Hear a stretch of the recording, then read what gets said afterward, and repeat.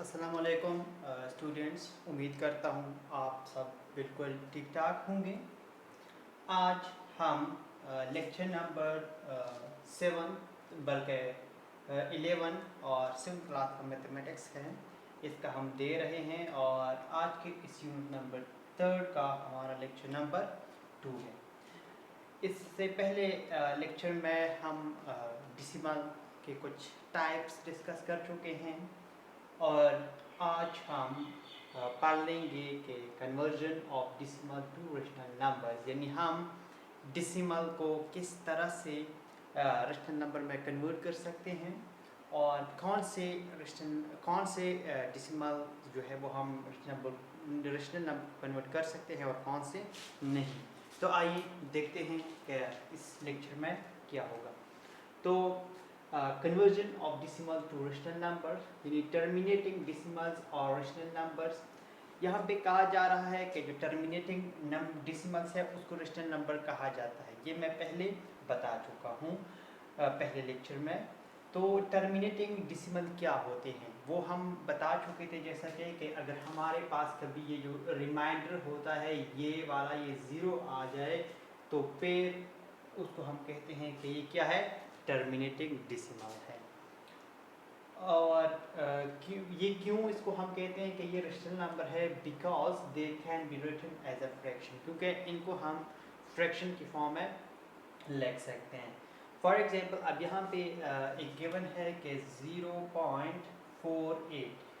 अब ये एक टर्मिनेटिंग डेसिमल है और इसको हमने रेशनल फॉर्म में लिखना है तो ये तो बहुत इजी लिख सकते हैं, इसकी बजाय 1 और इसकी जगह पे 0 और इसकी जगह पे 0।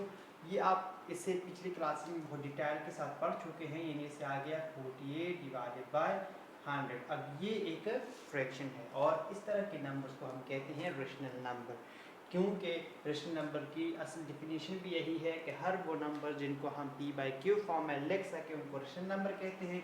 यहाँ पे ये p और ये नीचे q जब इस फॉर्म में लिख सकें तो इसको हम रेशनल नंबर कहते हैं। तो मतलब ये भी एक रेशनल नंबर है।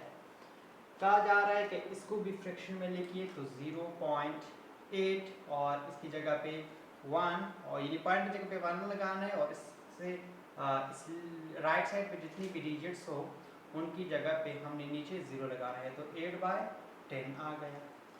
तो ये एक बहुत आसान सी क्वेश्चन है, कॉन्सेप्ट भी बहुत आसान है। तो इस तरह से हम इसको रेशनल नंबर में कन्वर्ट कर सकते हैं।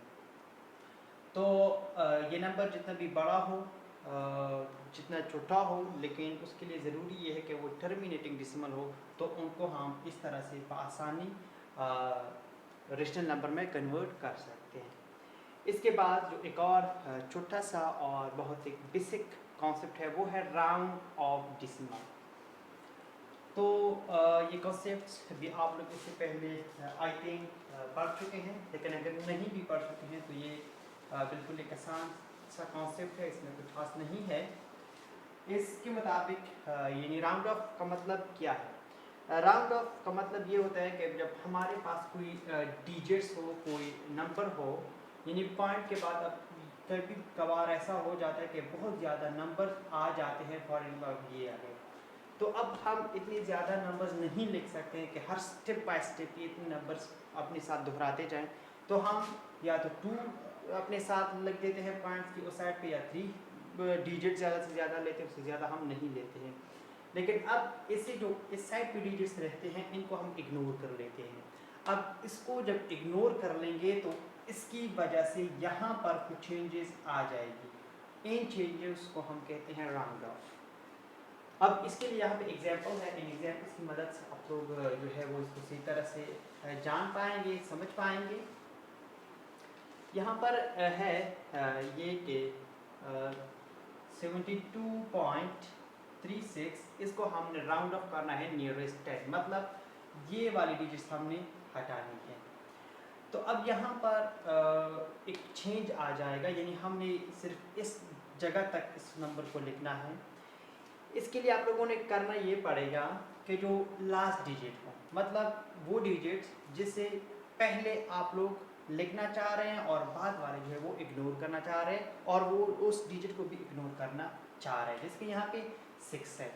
अगर ये नंबर 5 से ग्रेटर हो, मतलब 6, 7, 8, 9 हो, तो फिर ये जो नंबर होगा इसके साथ +1 करो।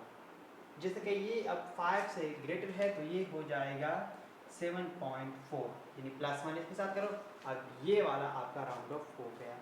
लेकिन अगर ये डिजिट्स 5 से कम हो, यानी 4, 3, 2, 1 हो, तो फिर कोई चेंजेस नहीं करनी है, बल्कि इसी तरह से ही लिखना है और वो नंबर को इग्नोर करते जाना है।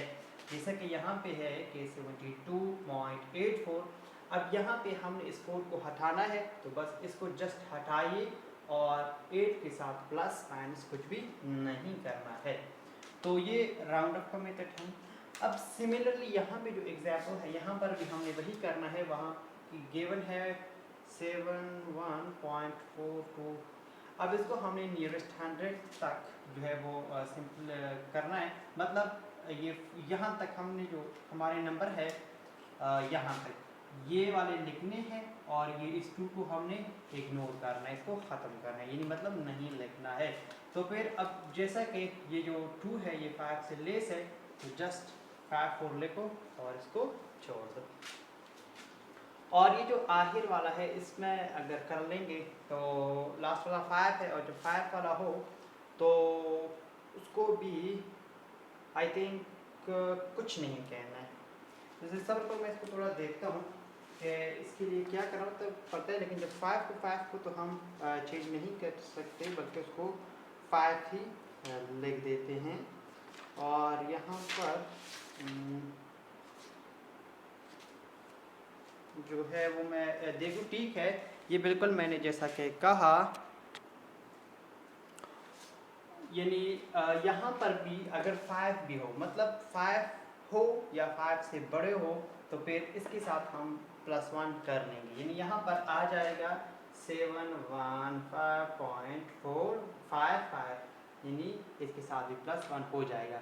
तो मुख्तसरन ये कि अगर ये लास्ट वाले डिजिट्स, यानी वो डिजिट्स जिससे जो पहले वाले हिंस है वो हमने लिखने हैं और बाद वाले इग्नोर करने हैं, और उस हिंस को भी इग्नोर करना हो, अगर वो 5 हो या 5 से ग्रेटर हो, तो फिर वहाँ पर हम +1 कर लेंगे। यानी जिस डिजिट्स तक हमने लिखने हैं, यहाँ पर फॉर एग्जाम्पल हमने जैसा कि यहाँ तक लिखना था इस 4 तक, तो 4 के साथ +1 कीजिए और इसके बाद वाली जितनी भी डिजिट्स हो उसको इग्नोर करते जाए। और अगर ये 5 हो तो भी +1, 5 से ग्रेटर हो तो भी +1, अगर 5 से लेस हो, मसलन 3, 2, 1 जो भी हो 4, तो फिर कुछ तब्दीली नहीं करनी है, बल्कि इसको डायरेक्ट ही लिखना है। अगर यहाँ पे ये इसकी जगह पे ये 3 हो जाए, 3, तो फिर इस 3 को आप लोगों ने डायरेक्ट ही फिनिश करना है और आप लोगों का राउंड ऑफ का आंसर ये आ जाएगा। ये हम इसलिए यूज़ करते हैं कि जिसके मैंने बता दिया कि बहुत बड़े बड़े जो है वो डिसिमल के बाद वाले हिंस से आ जाते हैं, तो फिर उन सबको हम नहीं लिख सकते हैं इतना ज़्यादा, तो इस वजह से हम राउंड ऑफ को यूज़ करते हैं। और ये आप लोग यूज़ करते जाएंगे, चाहे वो साइंस में हो। साइंस में से मतलब मेरा ख़ास तौर पर फिज़िक्स है, फिज़िक्स में बहुत ज़्यादा इसका यूज़ होता रहता है राउंड ऑफ का, तो वहाँ पर भी आप लोग इसको यूज़ करते जाएंगे। और मैथ्स की दुनिया में तो होगा ही होगा। तो उम्मीद करता हूँ ये बात आप लोगों को की समझ में आ गई होगी। इसके साथ मुझे इजाज़त दीजिए। अल्लाह हाफ़िज़।